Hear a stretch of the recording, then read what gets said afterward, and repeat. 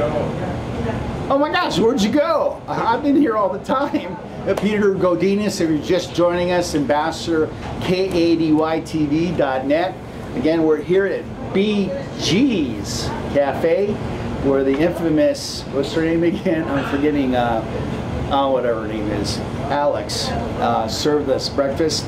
But now we are here with the, you don't want to see her because I know I kind of smell all day, but everything from the Citizen Journal.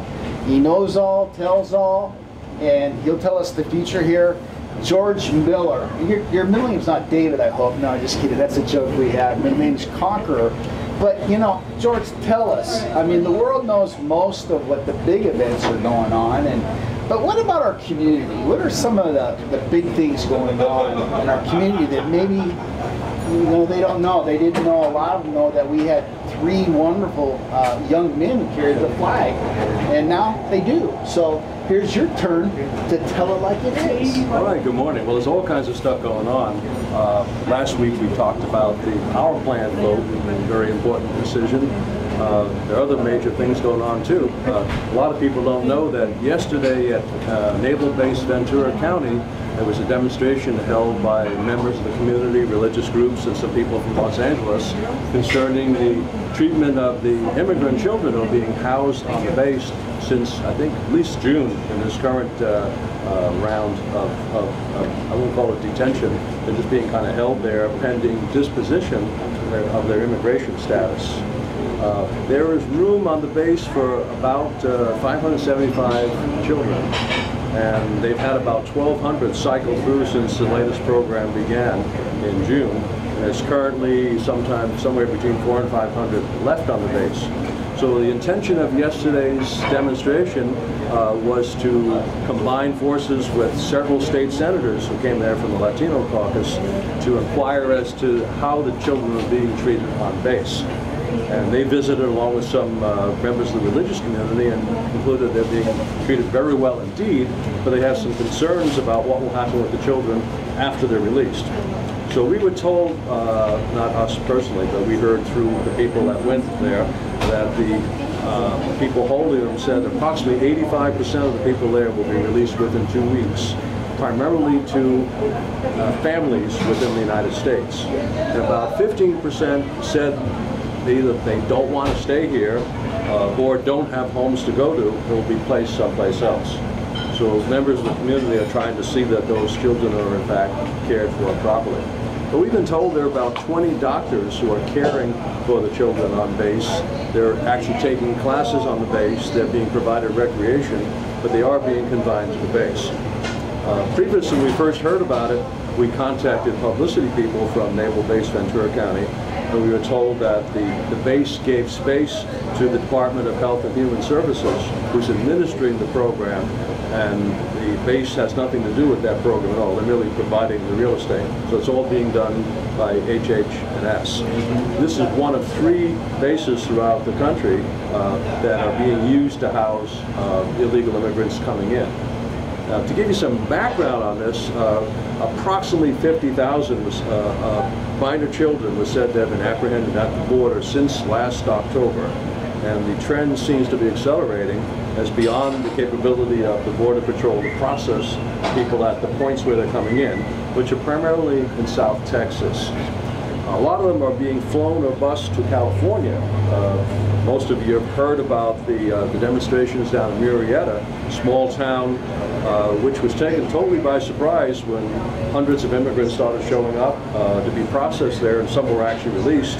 They simply don't have the facilities to hold them. So there was a lot of pushback there, and they actually blocked some of the buses that wanted to come in town. No real problem for DH&S. They really took them and sent them to other centers within the state. So let's back up a little bit and say, well, why is all this happening? Well, first of all, this is not new. It has been happening for a long time. You know, obviously, a lot of people want to come from south of the border to make a better life in the USA, but they find themselves at odds with immigration law, which says they have to come in legally and get permission to do that. But as you know, millions of people have done otherwise, and they've done it for a long time. And that's been going on since the country was founded. So the question is, why are so many coming here? Well, the current round of immigrants seem to be primarily coming not from Mexico, but from further down in Central America, from Guatemala, Honduras, Nicaragua, those areas. Those areas have a lot of violence, which is drug-related, gang-related. They've had various revolutions over the years. So there's a lot of turmoil in society. I know from being in Nicaragua that it's really dirt poor. I've been in Managua, and it's like a different world. You think you've seen slums here? I'm from New York. I've seen slums, but nothing like Managua, Nicaragua at all. So this is what they're coming into. The question is, suddenly the volume of immigrants went way up, and as near as we can tell, we can attribute that to several causes. First of all, during the Bush administration, a law was passed that made it easier for immigrants to come in and receive asylum if they could demonstrate that they were refugees or victims of human trafficking. I don't think any of these children are victims of human trafficking, but as far as refugee status, that's the question. More recently, the Obama administration has made statements to the public and statements to leaders in other countries that might be construed to be welcoming, so a lot of people have picked up those cues and are coming up in very large quantities now, larger than we can actually process. Coincidentally, yesterday, on the day of the demonstration, the Obama administration put a request into Congress for an appropriation of an additional $3.7 billion to deal with the refugee crisis, and that money broke down to several categories.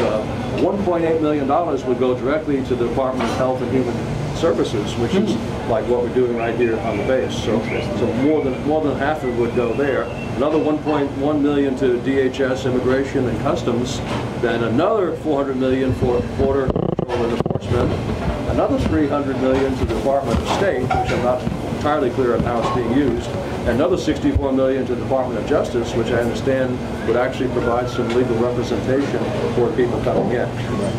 Now, one of the statements made yesterday at the demonstration is that once these children are released to the community, the government no longer has any direct responsibility for them, so their support and also their legal defense would be the province of whoever accepts responsibility for the children.